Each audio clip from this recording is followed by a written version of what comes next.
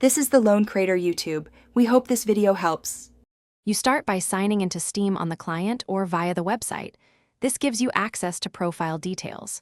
Once signed in, make sure Steam displays web addresses in profiles so you can copy the link. If you see a custom name instead of numbers, that's fine.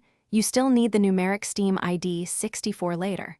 Go to your profile page and copy the full profile URL. You'll convert that numeric or vanity identifier into the hexadecimal ID in the next steps.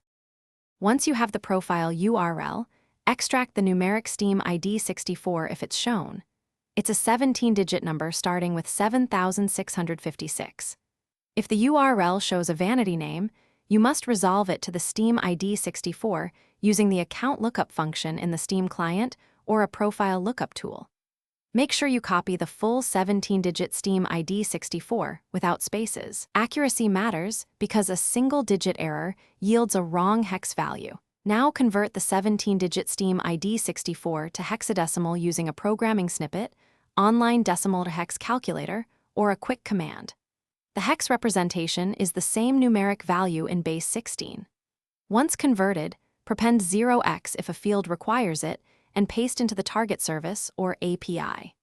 To verify, compare the resulting hex back against the original Steam ID 64 by reversing the conversion. If values don't match, recheck copied digits. Most errors come from a missing or wrong digit. Thanks for watching. Consider subscribing if we helped you.